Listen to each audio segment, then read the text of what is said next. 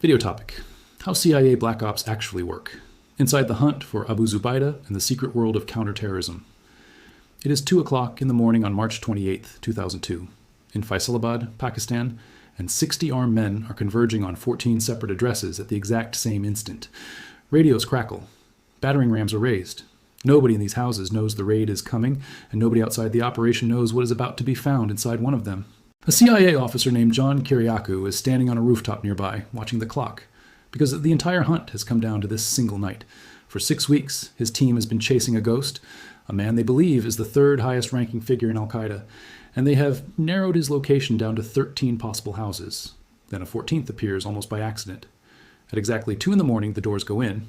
Within minutes, gunfire erupts at one of the sites, and 3 men are lying in the street, one already dead, one dying, one screaming. The dying man is Abu Zubaydah, shot 3 times as he tried to leap from one rooftop to another to escape. Nobody there yet knows whether they have just captured the most important Al-Qaeda operative alive since the September 11th attacks, or whether they have just let their prize bleed out on a Pakistani street. What happens in the next 56 hours will set off one of the most controversial chapters in the entire history of American intelligence, one that will end with secret prisons, a torture program authorized at the highest levels of government, and years later, the only person connected to any of it who will ever go to prison being the man who finally told the public the truth. To understand how a night like that becomes possible, you have to understand how the CIA actually built its counterterrorism machine after September 11th, 2001. Before that day, the agency's counterterrorism center was a fairly small, specialized unit. After the attacks, it transformed almost overnight into something closer to a paramilitary organization. Officers who had never fired a shot in anger were suddenly working alongside special forces operators loaned to the agency for specific missions. Men who would fly halfway around the world, carry out a lethal operation, and be back at their desks for a status meeting the following week. Case officers like Kiriakou, who had spent years learning how to recruit foreign spies and steal secrets, found themselves reassigned almost overnight to hunting human beings across some of the most hostile terrain on Earth: the tribal borderlands of Afghanistan and Pakistan, the deserts of Yemen, the failed state of Somalia. Kiriakou himself is a useful lens into this world because his path into it was so unusual. He joined the CIA in January 1990, not as a field officer, but as a desk analyst, poring over reports rather than chasing targets. By 1997, he was restless, and a rare opportunity appeared: an operations position for someone fluent in either Greek or Arabic. It turned out he was the only officer in the entire agency who spoke both languages fluently, so the CIA decided it was cheaper to convert a gifted linguist into a case officer than to teach a case officer a hard language from scratch. That decision sent him to the agency's famed training facility, known simply as the Farm, where recruits go through a program nicknamed Crash and Bang. The crash portion involves deliberately ramming cars through roadblocks, while instructors fire paint rounds at the vehicle, forcing trainees to roll out of moving cars and return fire on robotic targets. The Bang portion is weapons training, firing tens of thousands of rounds through Glock 9mm pistols, Smith & Wesson revolvers, and pump-action shotguns until the weapons become an extension of the body. Trainees also learn defensive and counter-terrorist driving, how to spot and shake physical surveillance, and eventually, the tradecraft of recruiting foreign assets. Years later, after an advanced course focused specifically on high-threat environments, Kiriakou would be taught the precise mechanics of ramming a blocking vehicle. Aim for the trunk rather than the engine block, because the engine is too heavy to push aside and will kill the driver on impact instead of clearing the road. That training was put to the test almost immediately once he was posted to Athens, one of the most dangerous cities in the world at the time for American intelligence officers, thanks to a homegrown terrorist group called Revolutionary Organization, 17 November. The group had already assassinated the CIA's Athens station chief years earlier, along with 2 American defense attachés and an Air Force technical sergeant.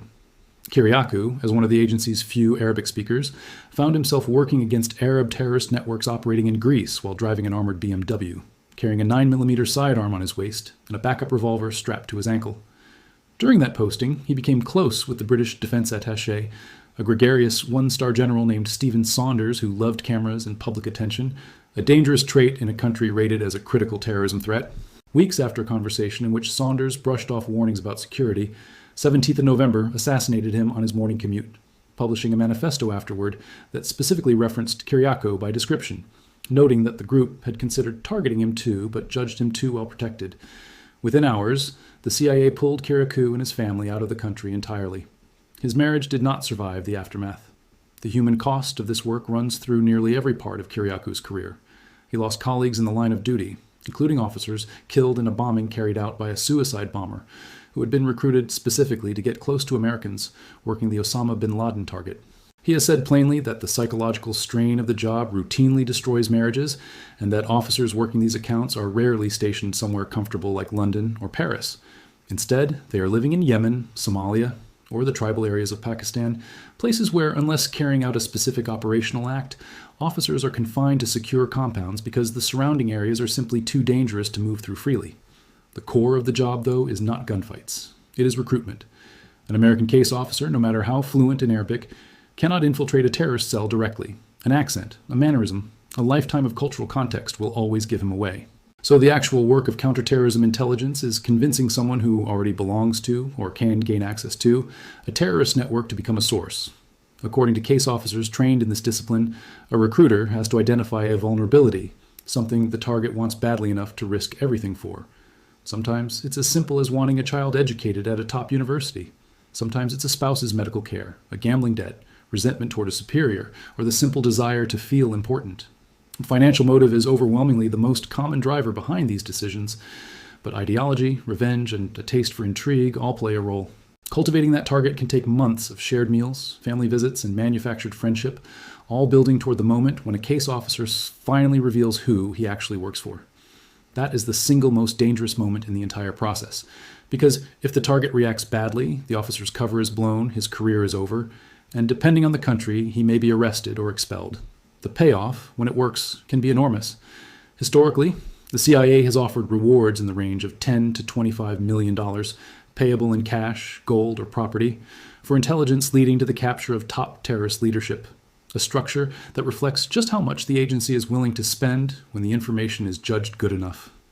One recruitment Kiriakou has described in detail illustrates just how patient this work can be.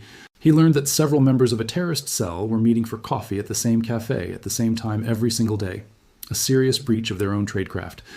Rather than approach them directly, he began arriving 30 minutes earlier, sitting quietly with an Arabic newspaper, doing nothing but being present. After a week, one of the men glanced at him. He kept coming. By the second week, the man nodded back. Eventually he came in alone, and the two began talking. It turned out he was a family man, separated from a wife and children he had not seen in years, who had drifted into Afghanistan through poor decisions and simply wanted to go home. Kiriakou arranged a passport and some money, put him on a plane, and in return received detailed intelligence that helped identify other al-Qaeda members. When he later asked why the man had allowed himself to be recruited, the answer was simple. In 5 years, Kiriakou was the first person who had ever asked about his family. That detail captures something important about how these recruitments actually work. The tradecraft matters, but so does basic human decency, deployed strategically enough to build trust that survives years of secrecy. Once an asset is recruited, running that relationship becomes its own high-wire act.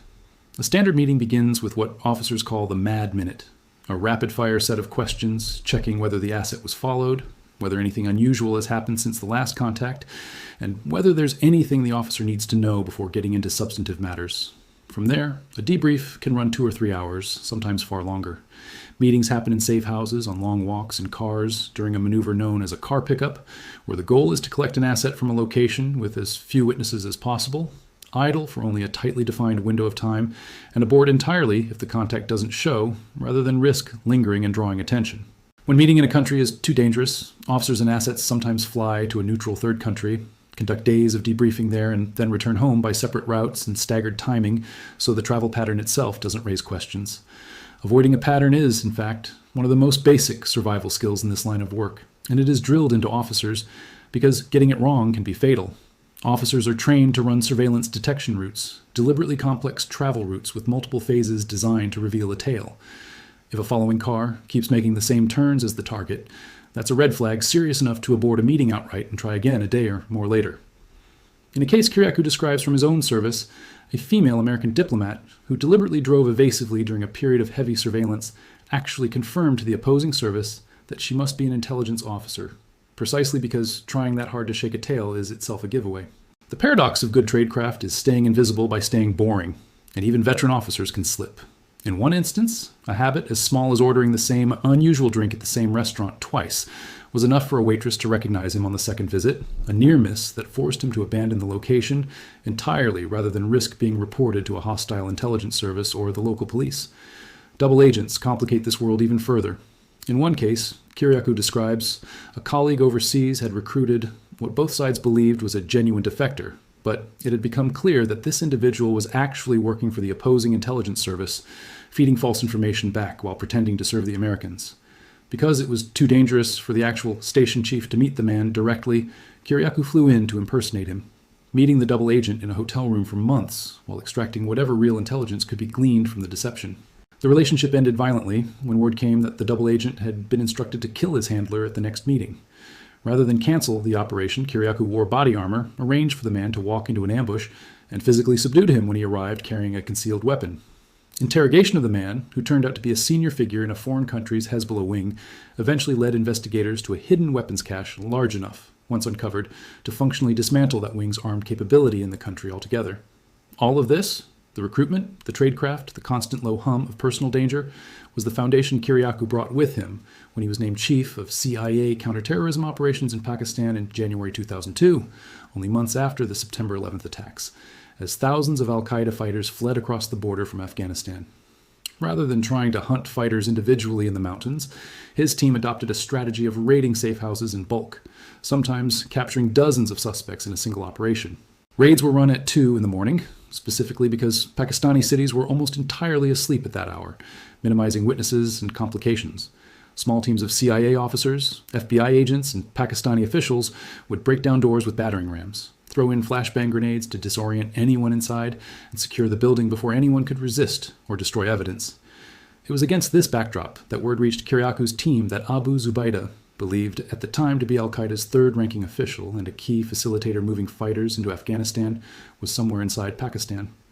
A CIA targeting analyst spent weeks combing through intercepts and other data, eventually narrowing his possible location down to 14 sites, a number so large that Kiriakou had to request headquarters send 36 additional personnel, along with a full complement of weapons, ammunition, night vision equipment, and cash, to hit every location simultaneously. On the night of the raid, one address in particular, a large yellow house near the University of Faisalabad, stood out to a Pakistani counterpart because every window was shuttered despite extreme heat, a telltale sign that the occupants wanted to appear empty from the outside. Even after that site produced dozens of detainees, the specific address connected to Zubaydah's location came down to a mid-raid discovery. An analyst learned that Zubaydah had made the catastrophic error of checking his email from a fixed landline, and that landline was traced to a residence with no listed street address at all, forcing a young Pakistani technician to physically climb a utility pole in the dark and trace the wire by hand to the correct house. When the raid on that final site began, Zubaydah, along with a bomb maker and a bodyguard, tried to escape across adjoining rooftops. A Pakistani officer, against explicit orders to take the target alive, opened fire and hit Zubaydah 3 times, in the thigh, groin, and stomach, according to accounts corroborated by later reporting. With no functioning passport photo besides an image years out of date, and Zubaydah himself unconscious and unrecognizable from blood loss, identification came down to a detail few people know. No 2 human ears are shaped exactly alike, and a photograph of his ear, radioed back to headquarters, was enough to confirm his identity. He was rushed first to a hospital in Faisalabad, where word of his capture spread quickly enough that al-Qaeda sympathizers began driving past the building firing on it, forcing the team to call in a helicopter and evacuate him mid-surgery to a Pakistani military base roughly 50 miles away. A doctor there would later say he had never seen a patient survive wounds that severe. Zubaydah did survive, and for 56 hours he remained under guard recovering from his injuries before the CIA flew in a private jet carrying a trauma surgeon, beginning a secretive, multi-leg journey designed specifically to make the flight impossible to trace, ultimately delivering him to the first of what would become a network of secret CIA detention sites, reportedly beginning in Thailand. What happened next is where this story stops being simply a manhunt and becomes a permanent stain on American intelligence history. Zubaydah was given roughly 6 weeks to recover from his wounds, and an FBI interrogator named Ali Soufan began questioning him using a rapport-based approach, offering small comforts, treating him with basic respect, and, according to multiple accounts, extracting genuinely useful intelligence, including the first American officials had ever heard of a man named Khalid Sheikh Mohammed, the actual architect of the September 11th attacks. But a jurisdictional fight broke out between the FBI and CIA over who should control the interrogation, and the CIA, insistent on running the process itself and unwilling to wait for a slower, rapport-based method, took over. According to the Senate Intelligence Committee's later investigation, CIA cables document a 47-day stretch of isolation that summer, and after Department of Justice lawyer Jay Bybee issued a legal memo on August 1, 2002, authorizing 10 specific coercive techniques, Zubaydah was, according to declassified documents, waterboarded 83 times within that single month alone. Kiriakou himself would later say he had no direct role in any of it and was, by his own account, the only CIA officer who treated Zubaydah with basic decency before the coercive phase began. Kiriakou's own position on what followed was unambiguous, and it cost him.